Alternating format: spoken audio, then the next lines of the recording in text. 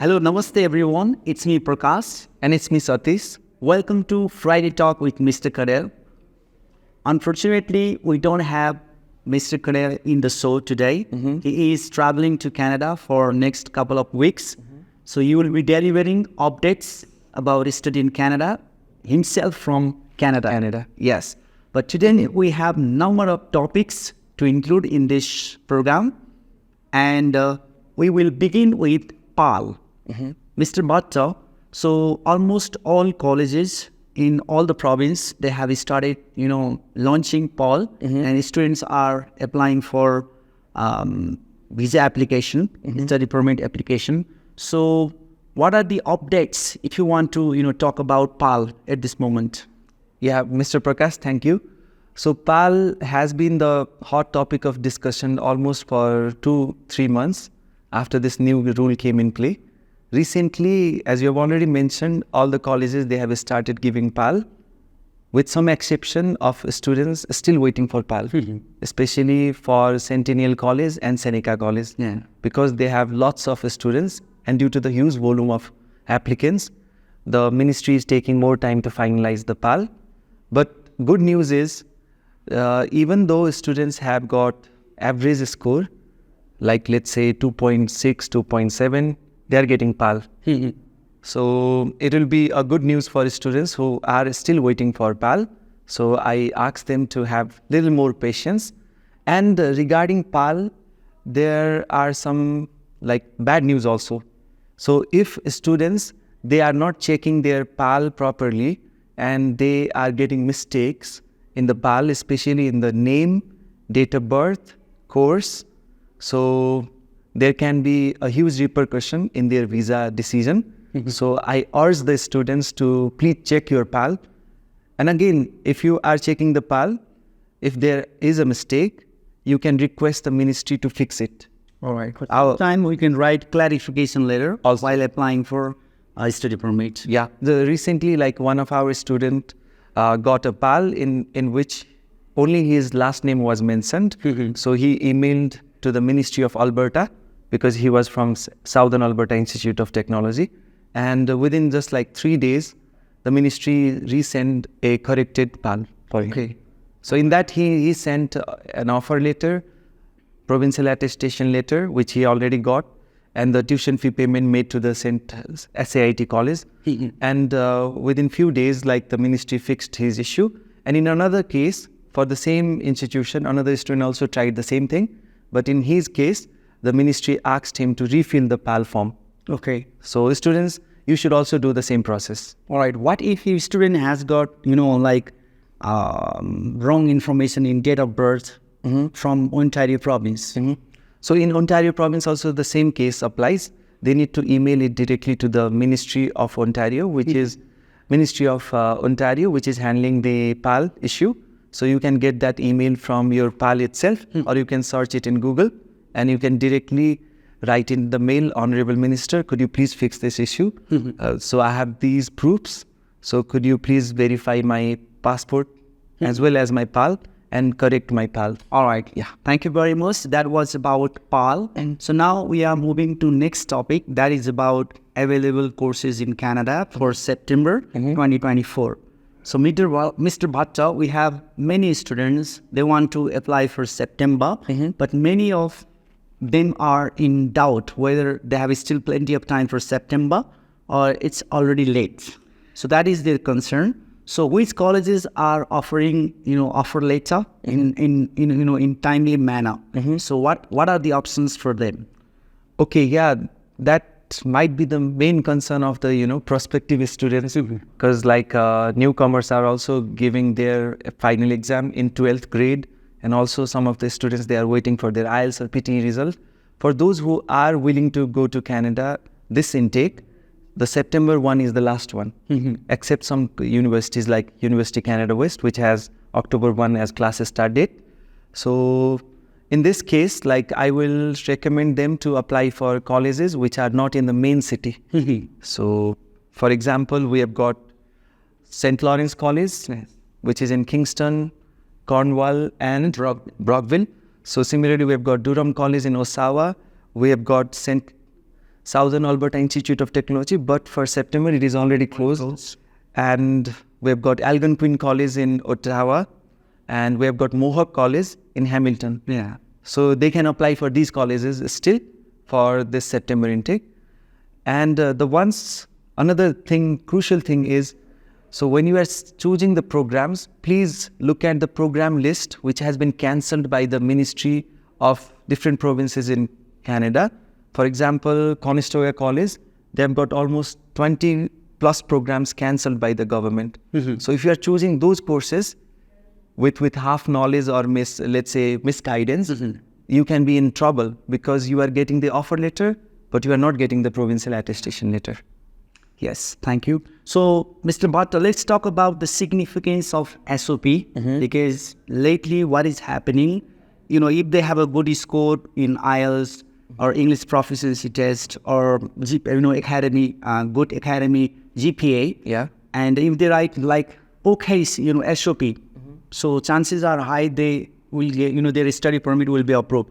However, in some of the students, they have less score in their academy, and they still want to do the same course in which they have less score.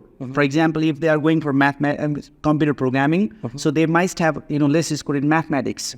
So in this case, so how can they convince visa officers with proper SOP, and what are the elements of a good SOP, a proper or convincing SOP? Okay, that's a very important question for all the students who are preparing for their visa applications. Because most of the time when students, they come to consultancy, they expect a lot of things from us. But we provide them good guidance, proper direction in making their documentation as well as in SOPs. But the students, they forget their main duty. It is them who are choosing that program. It is them who need to convince the visa officer. We are here to support them or facilitate them. So with that idea, if the students start to review a lot of SOPs which we have given them with proper mindset, like finding good ways, like good informations, and then like writing it in their own. So every student, they have, as you have already said, some students, they have got very good GPA. They don't need to defend everything regarding their academic background. But some students, they have okay GPA. So in that case, what they can do is they can highlight their other strong parts. So for instance, if they have got, let's say, if a student is graduated in 2020 and he is going for, let's say, culinary management program, and he has got 2.3 GPA. So how he is going to convince the visa officer that with that GPA he is capable to complete the course? So what he can do is, like, he can use his experience as a ladder to that, explanation. So he can simply say that during these 4 years, I have been working in XYZ organization as a commie or, let's say, kitchen helper. During that time, I have learned a lot and I want to learn more. So put it in a logical context. So what students are doing in most of the cases is they are simply copying the things that already has been given to them as a sample. Sometimes they are writing like, chapter of the book. So they have like less score in PT and IELTS. That is about minimum is band 60 or 6.5 overall. And the way, they have written SOP is like a very expert writer. So this is also ironical because visa officer will not be convinced. But of course, the student have written himself the SOP. So it is very important you match the writing standard as per your English proficiency score.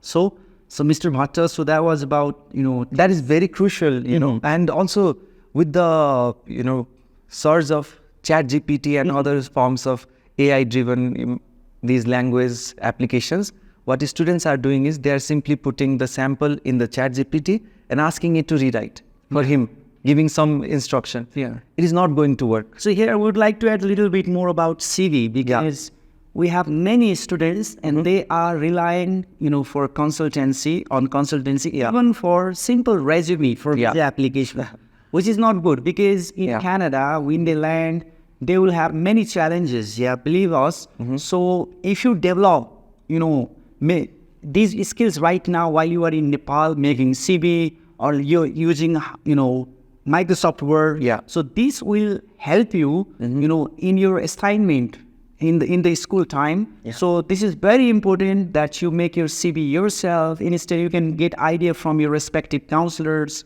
or you can search in Google. Everything is there. Don't get lazy. Work hard on, while you are here in Nepal. So that will add some skills in your personality, ultimately helping you, having a good degree or good time in Canada, making your time easy. Yeah. Yes, Mr. Bhatta? Yes. So let's talk about master's degree. I mean, I think we are experiencing shortage of students who are dependent because of the new rule. Yeah. Yes. So, but still, we have options for them. Yes. That is master's degree in different universities and colleges. So could you please give options to our, students who are willing to accompany their spouse and go for master's degree? Okay, in that case, you have popular choices like University Canada West, which offers Masters of Business Administration program. It's a 2-year program costing you around 41,000 Canadian dollar. And the good thing about this program is all students from different faculties coming from engineering, science, pharmacy, and even business background, they can apply for this program. And compared to other top public universities, this institution offer a flexible, application acceptance And process. Affordable tuition fee. Yes. For master's. For example, if you have got 75%, you can apply for St. Mary's University in MBA program, or even for Toronto University. Yeah. But you cannot apply for any university if you have got less than 70% in most of the cases. But in University Canada West, if you have 55%, but you have got good professional experience and good IELTS or PTE score, you still can apply for MBA and you can get the visa. And similarly, we have other institutions which offers flexible, offer letters. So those include University Niagara Falls. It is a new university, but very likely to be one of the top university getting maximum number of visas, because it has got Masters in Business Analytics program, Masters in Global Communications, and Masters of Management with specialization options. Yeah. So those 3 are popular choices in that university. Similarly, we have got International Business University, Kandel University, Windsor, Memorial, Alberta, and the list goes on.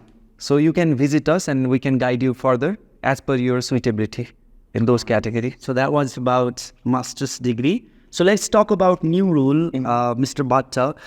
Recently, I mean, those students who are in Canada, so they will not be working more than 20 hours at this time. So in 24 hours will be implemented after September. Yes. That's what the minister was saying in last video. So could you please clarify about this new rule for our students? Yeah, it is a very good news, past few months have been really bad for Canada in general. As far as the new rules are coming, students are getting more confusion. But this news is positive for everyone. You are getting 20 hours before and you will be getting 24 hours from September onwards. Means everyone who is applying at this moment are getting 24 hours. So it is good news for you guys, because you can afford, your tuition, you can get more flexible in your finances. And also, I think they are going to be more flexible on this minimum hour work, minimum hour set that they have given to the international students. What you have to be clear about this new rule is that only working 24 hours, you cannot earn your tuition fee. Yeah. You have to arrange, back home from Nepal. Yeah. But you can earn your accommodation and other expenses. Yeah. So chances are high if you are hardworking and you have good connection with the people. Yeah. So there are certain other ways where you can arrange your tuition fee at least. But this is very, challenging.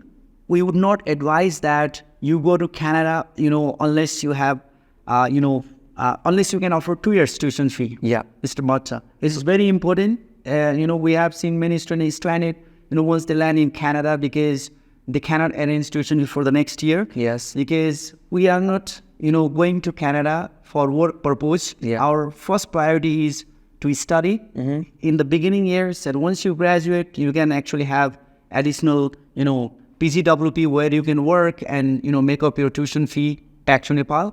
But at this moment, we just want to make you aware please arrange your 2 years tuition fee and only think about Canada.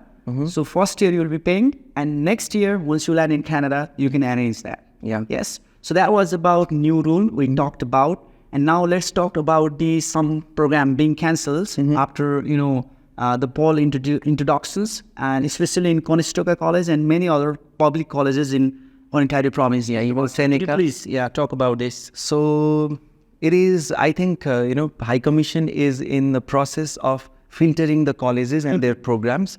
So we had to take it like this, because like previously, in the case of Conestoga, I would say it has almost like 9 to 10 campuses nearby in the Waterloo region, Doon, Kitchener, Waterloo, Guelph, lots of campuses. And it was among the #1 campus to provide maximum number of visa in 2023. So what the High Commission or what the Ministry of Ontario realized was, it is offering many courses which do not have any significance in the real industry.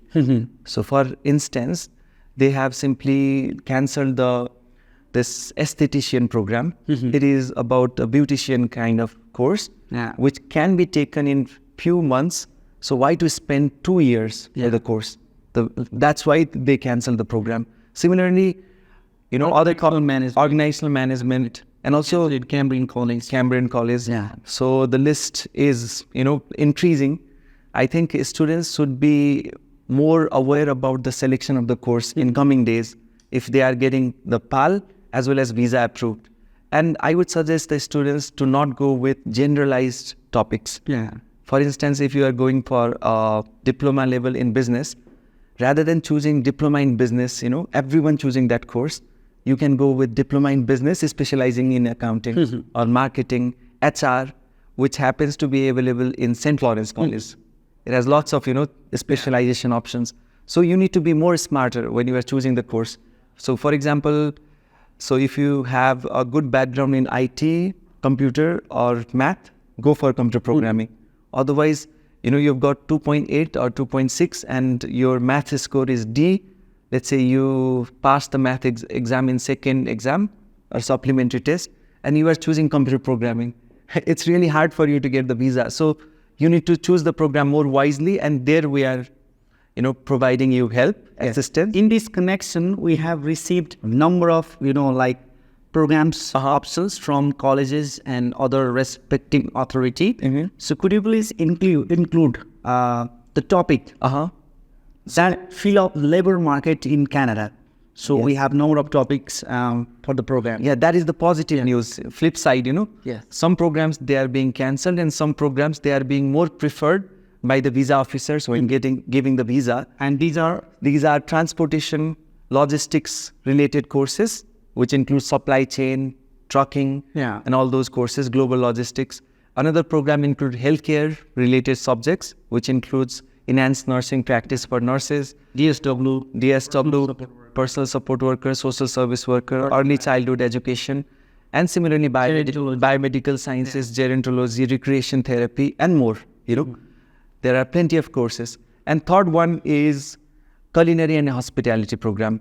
So in this case, like students of management faculty or even science faculty, they can go for culinary management, which is becoming one of the top choices for students having, let's say, lesser GPA, more gap.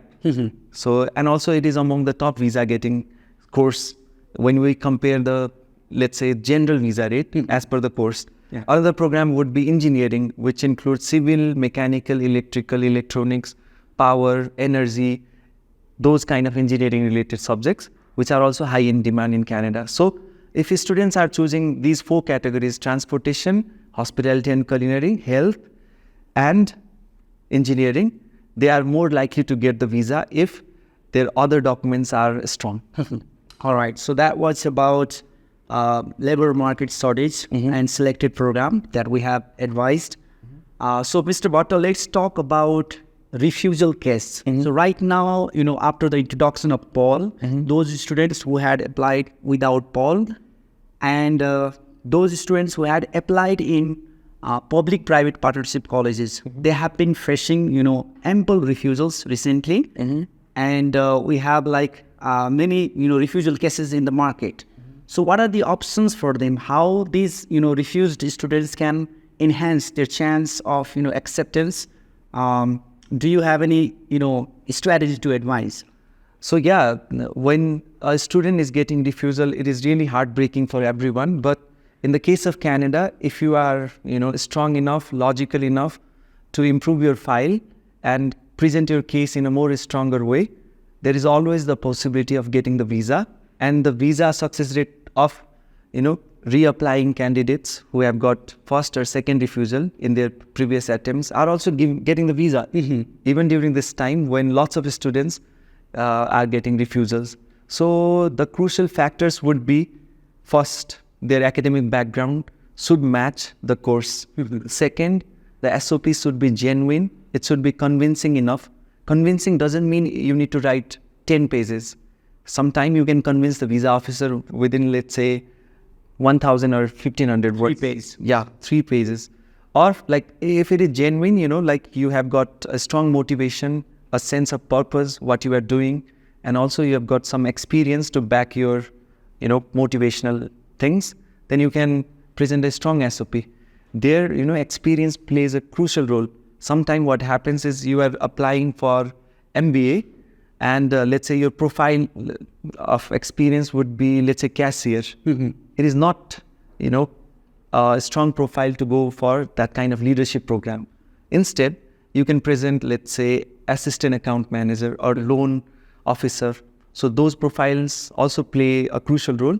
And a student, if they have already got the refusal and we cannot change the experience, what we can do is we can explain that our experience was this. It is related to my course of selection in this way. So we can link it, in a re-appeal letter.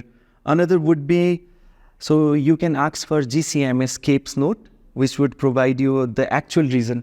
Either it was of your grade or your lots of backlogs or many years of gap, or let's say a loan paper without sanction or disbursement. It can also be issue. Sometimes you have provided a one-day bank balance without a source to defend it.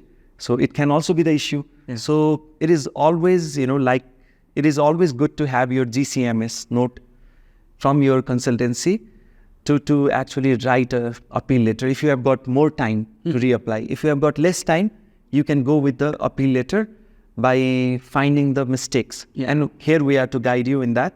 But if you acknowledge that you have some mistake in your file, if your counselor acknowledges that, you can, and you have a short time, instead of going for GCMS, you can directly go for reapplication. Yeah, that is a good step, because right now the visa decision taking time is becoming more and more lengthy.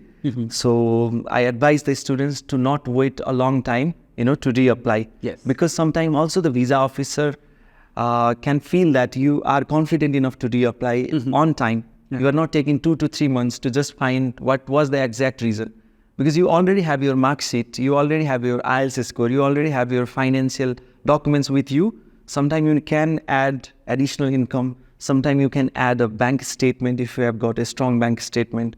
If you have got financial reason, sometimes you can, give a job, let's say, job contract letter to explain what were your duties and responsibilities more clearly to the visa officer. Right. And also, financial things are playing a major role in recent refusals. Yeah. So I will suggest the students and parents to have a diversified income and financial portfolio next time when you are reapplying. All right. Yeah. So Mr. Bhatta, we are coming towards the end of this session. It's pretty long today. So we have still 2 more topics to go.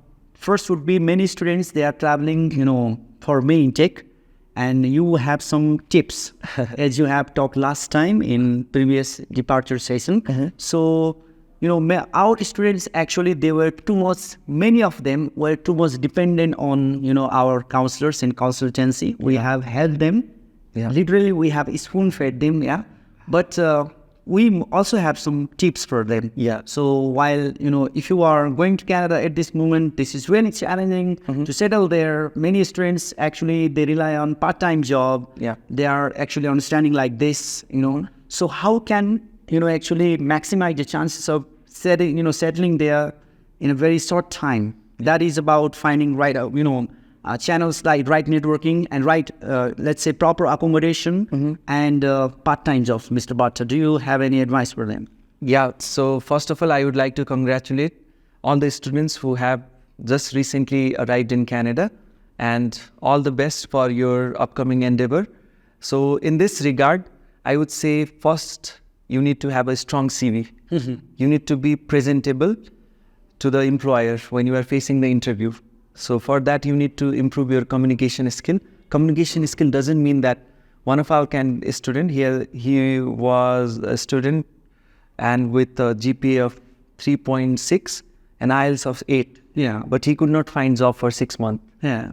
So that does not reflect in his speaking or communication ability. Yeah. He has got 8 in IELTS, 7 in speaking, but he could not convince the employer. Why? Because he do not have confidence in himself. Yeah. And also sometimes students become too selective, like, okay, I come from a computer science background, I need to find a job in computer science or IT. In that process, what happens is some students, they get lucky enough to be selected in IT sector and they are getting the good job, which they actually wanted.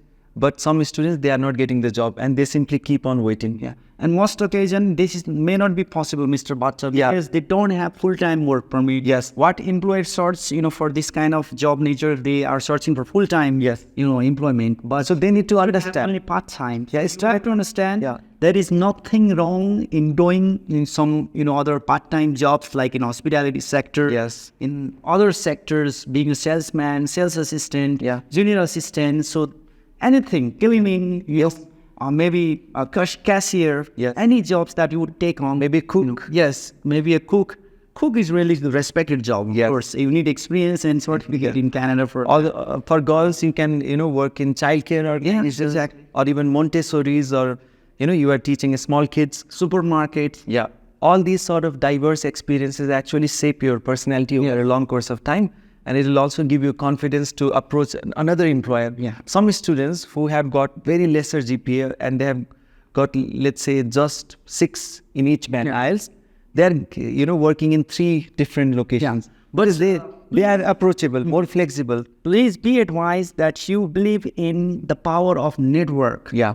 Yes, if you find good friends, they are working, they are having good life in Canada, working, studying, balancing their life, be friend with them. You will get some tips. Yeah. Sooner or later, they will actually find you, placement, as in maybe intern in the beginning. Then later on, you can penetrate in the job market. So, I remember my beginning days in, Copenhagen, that time, couple of days I was working for free. Yes. Because I knew nothing. Yeah. So I went to the job and I worked for free without getting paid. But after a few days, and the employer actually called me and I started working on that. So instead of sitting at home, nothing, so go outside and develop network and find friends. That's the best way, to actually find, part-time job or any other full-time job, later on. Yeah. So these are some tips. And good news is, this is summertime. You can always find more jobs to look for. So I wish all the students, getting a good job in Canada. Yes, that was about job. And all right, so Mr. Bhatta, we have final topic before we sign off. So that is visa decision timeline. So what is the news for our students and parents, Mr. Bhatta? So the visa decision timeline has been quite erratic these days. Means, there is a fluctuation. So we are getting visa decision of January 9, 10, 11, 12.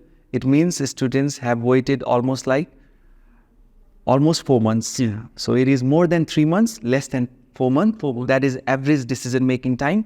But the good news, very good news, I would say, is one of our students who applied on April 12th, she got her visa on May 2. Yeah. That is yesterday. So it is only 20 days. 20 days. In that short time, she got her visa.